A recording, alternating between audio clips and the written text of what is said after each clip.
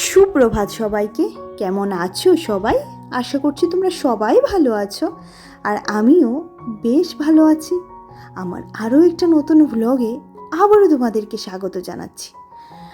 আশা করব যে যেখান থেকেই আমার ভিডিওটি দেখছো একটা লাইক দিয়ে দেখবে। তো সকাল সকাল জল নিয়ে বসে পড়লাম, স্নান শেষ, ওই ঘর মোছা শেষ, মানে সমস্ত ওইদিকের সমস্ত কাজ হয়ে গেছে, এদিকেরও প্রায় অনেকটা কাজ করে তারপর স্নানে গেছিলাম। এখন বসে বসে জলটা খাচ্ছি, আর এতগুলো কাজ করে আসার পর না একদম কি বলবো, অনেকটাই ক্লান্ত হয়ে যায়। তো যথারীতি জল পিপাসাও পেয়ে যায়, যেহেতু গোপু সোনার সেবা করার আগে আমি কিচ্ছু মুখে দিই না, জলটুকুও না, খুব বিপদে পড়ে গেলে জলটুকু খাই। কিন্তু চেষ্টা করি গোপু সোনাকে, সকালের সেবাটা যেমন গোপু সোনা তো কিছু খায় না সকালবেলা, তো তার জন্য আমিও কিছু না খেয়েই গোপু সোনার সেবাটা দেওয়ার চেষ্টা করি। আর এখানে জল খেতে খেতে একটু ফোনটা নিয়ে ঘাটাঘাটি করছিলাম, ভালো লাগছিল না বসে থাকতে থাকতে, তার জন্য ভাবলাম একটু ফোনটা নিয়ে ঘাটাঘাটি করি।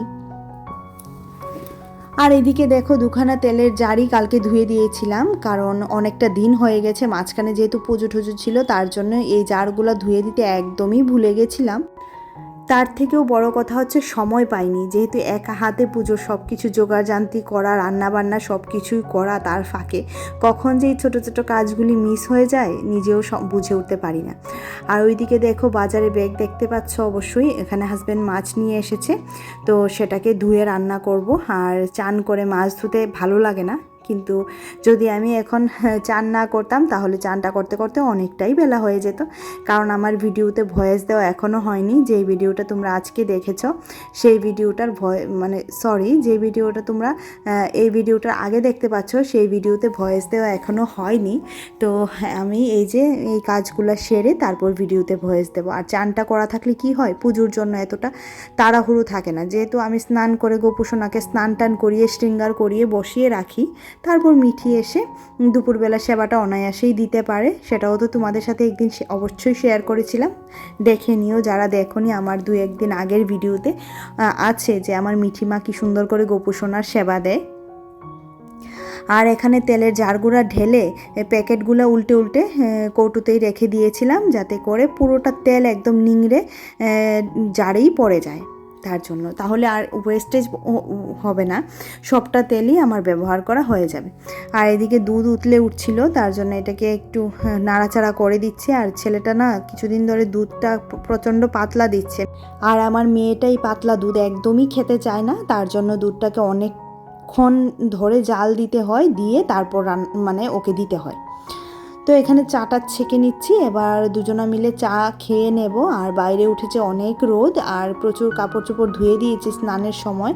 প্রচুর বলতে কি, গতকালকের স্নানের জামা কাপড় আর আজকের জামা কাপড়, যেদিন মনে করো না স্নান করতে একটু দেরি হয়ে যায় সেদিন আর কাচাকাচিটা করি না, কারণ যেহেতু এখনও শীতকালের দিনটা যায়নি, তার জন্য সব কাপড়গুলো শুকোতে চায় না।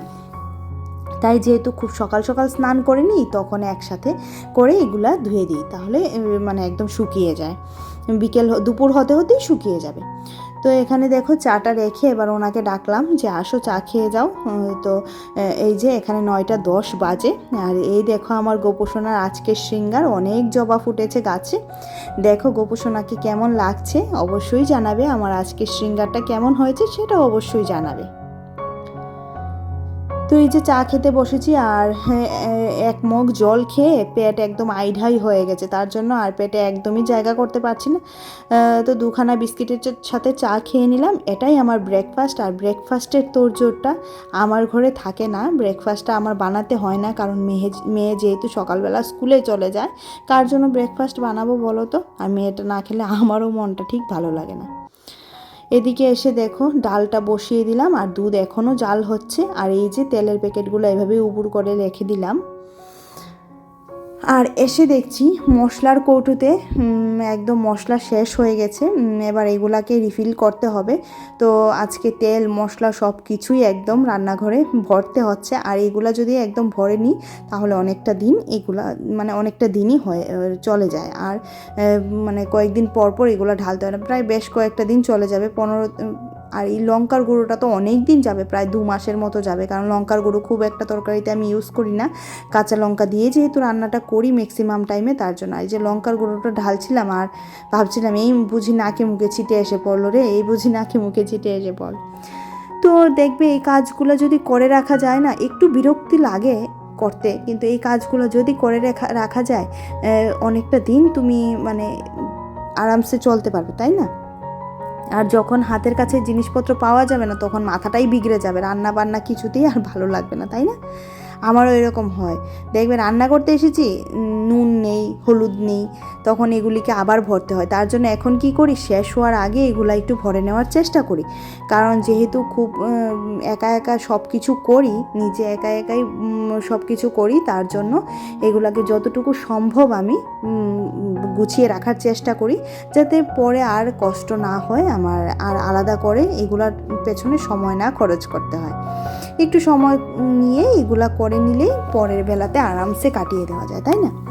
তো দেখো কৌটুতে তো মশলাগুলো ঢেলে নিলাম। এবার মশলার যে বাটিগুলা মানে যেগুলো আমি রেগুলার ইউজ করি, এগুলা তো প্রত্যেক দিনের ইউজের জন্য নয়, এই যে রেগুলার ইউজের জন্য এই মশলাদানিটাও ভরে নেব, যার মধ্যে নুনটাও আজকে ফুরিয়ে গেছিলো, তো সবগুলা একদম ফুরিয়ে যাওয়ার আগেই এগুলা ভরে নিয়ে রান্নাঘর করতে করতেই মানে জীবনটা কেটে যাচ্ছে, তাই না? কিন্তু রান্নাঘরেই তো থাকতে হবে, পেট পুজোর জন্য তো রান্নাঘরে মাস্ট থাকতে হবে। তাই যতটুকু সম্ভব এই কাজগুলি করে রাখার চেষ্টা করি, যাতে পরে অসুবিধা না হয়। আর এদিকে হলুদটাও ভরে নিলাম। তো এদিকে বেশি ম্যাক্সিমাম আমার লাগে নুন, হলুদ আর জিরে গুঁড়োটা, এই 3টে জিনিসই বেশি লাগে, তো এইগুলাই ভরে নিলাম। আর দেখো এদিকে কাঁচা 5 ফোড়ন, শুকনো লঙ্কা, এগুলো তো আছেই। আর মেয়ে স্কুল থেকে এসে পড়েছে, অনেকক্ষণ হয়েছে, তো ওকে তো কিছু খেতে দিতে হবে, যেহেতু এখনও ভাত খাবে না, ভাত খাবে 1টায়, 12:30 1টার দিকে ওকে ভাত খাওয়াবো। তার জন্য এখন বলছে মা কিছু আছে? আমি বললাম হ্যাঁ আছে, তো তোমার জন্য ফ্রুটস কেটে দিচ্ছি। তো বলছে কি আছে? বললাম ওয়াটারমেলন আছে, খাবে? বলছে হ্যাঁ দাও। তো ওকে ফ্রুটসটা কেটে ওই ঘরে নিয়ে দেব। আর এখানে দেখছো বসে আছে, এখন যাবে গিয়ে নিজের ম্যাথ নিয়ে বসবে, যেহেতু আজকে সোমবার, ওর ম্যাথ ক্লাস আছে। আর তোমরা তো জানোই যে সোমবারে আমি একটু বেশিই ব্যস্ত থাকি, কারণ মেয়ের ম্যাথ ক্লাস আছে, তারপর টিচারের বাড়ি যাবে, আস্তে আস্তে একদম রাত্র 9টা বাজবে। তো তার জন্য সোমবারে কাজটা একটু কমই রাখার চেষ্টা করি, ওর পেছনেই সময়টা দেওয়ার চেষ্টা করি। আর এই যে এখানে কলাটা কেটে দেখলাম ভালো না, তো যথারীতি সেটা ফেলে দিলাম আর ওকে এনে দিলাম। দেখো এবার ও বসে পড়াশোনা করছে, করুক, অনেকটাই পড়াশোনা করতে হবে, ম্যাথ ক্লাসের ম্যাথ করতে হবে, তারপর ও টিচারের বাড়ির পড়াশোনাও করতে হবে। যতটুকু সম্ভব বাচ্চাদেরকে একটু হাইড্রেট রাখার চেষ্টা করা, এই যে কারণ এখনের সময়টা খুবই খারাপ এসেছে, তাই না? তার জন্য বাচ্চাদেরকে একটু হাইড্রেট রাখার চেষ্টা করি আর কি। তো কিছুটা তেল দিয়ে দিলাম। দেখো এখানে আজকে দই কাতলা রান্না করব, আমি আমার মন মতো করে রান্না করছি, প্লিজ কেউ জাজমেন্ট করো না যে এভাবে হয়নি এভাবে হয়নি। আমিও জানি এটা অন্যরকমভাবে হতো, কিন্তু আমি এভাবেই রান্না করেছি, আজকে একটা এক্সপেরিমেন্ট বলতে পারো। তো তেলের উপর মশলাটা দিয়ে দিলাম। মশলাতে ছিল শুধু পেঁয়াজ আর ধনে বাটা। পেঁয়াজ আর ধনে বাটা দিয়ে মশলাটাকে কষিয়ে এবার টক দইটা ফেটিয়ে রেখেছিলাম সেটা দিয়ে দিলাম। ভালো করে কষাতে হবে। আর টক দই দিলে রান্নাতে মানে তেলের মাত্রাটা অনেকটাই বেড়ে যায়, মনে হয় যেমন দইটা থেকেই তেল বেরোচ্ছে। এতটা তেল কিন্তু অ্যাকচুয়ালি আমি দিইনি, কিন্তু তারপরে দেখো কি পরিমাণে তেল ভেসে উঠেছে। তো এখানে মশলাটাকে ভালো করে কষাতে হবে। আর বললামই তো, এটা নিয়ে কেউ জাজমেন্ট করো না, কারণ আমি এটা নিজের মন মতোই রান্না করেছি। যেহেতু এই কাটা পোনা মাছগুলো এনেছিল, সেটাকে কি দিয়ে রান্না করব, ভাজা তো আর খাওয়া যায় না বেলায় বেলায়, তো এটাকে এভাবেই রান্না করলাম। আর যেহেতু আজকে রান্না করেছি বড়ই দিয়ে ডাল, যেটা আমার হাজব্যান্ড খাবে না, তার জন্য এইটা তরকারিটা রান্না করতে হলো। আর এই যে এখানে এবার জলটা দিয়ে দিলাম, জলটা দিয়ে এবার ঢাকা দিয়ে ভালো করে ফুটতে দেব। তার ভালো করে ফুটে উঠলে মাছের ভেতর যখন মশলাটা ঢুকে যাবে, ঠিক এই সময়ে গ্যাসটা বন্ধ করে দেব, তাহলেই হয়ে যাবে। একদম কিছুই দিচ্ছি না। আর যেহেতু আমি এটাতে টক দই দিয়েছি, তার জন্য ব্যালেন্সিংয়ের জন্য একটু চিনি দিতে হবে, চিনিটা দিয়ে দিলাম। আর এটাতে আজকে ঘরে কাজু বাদাম কিশমিশ এসব কিছুই আমার ঘরে অ্যাভেলেবেল ছিল না, যার জন্য দিতে পারিনি।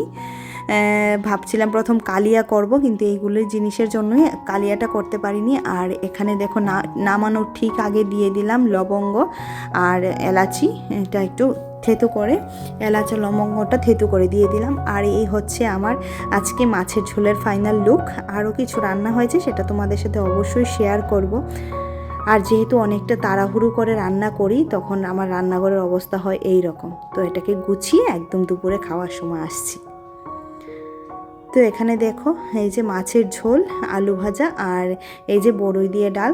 তো এতক্ষণ ধরে যারা যারা আমার ভিডিওটি ধৈর্য সহকারে দেখছিলে তাদেরকে অসংখ্য ধন্যবাদ। আর যারা এখনও আমার ভিডিওটি দেখছিলে কিন্তু যারা আমার চ্যানেলটি এখনও সাবস্ক্রাইব করেনি, প্লিজ তাদের কাছে একটা রিকোয়েস্ট, আমার চ্যানেলটিকে সাবস্ক্রাইব করে দিও, পাশে থাকা বেল আইকনটাও ক্লিক করে দিও। যদি আমার ভিডিওর এইটুকু অংশ তোমাদের মন ছুঁয়ে যায় তাহলেই চ্যানেলটিকে সাবস্ক্রাইব করো। আর দেখো এখানে মিঠিকে পাঠিয়ে দিলাম। আর যারা যারা চ্যানেলটিকে সাবস্ক্রাইব করে রেখেছো আর প্রতিদিন নতুন নতুন কমেন্ট করো তাদেরকেও অসংখ্য ধন্যবাদ জানাই। তো চলো আজকের মতো টাটা, বাই বাই।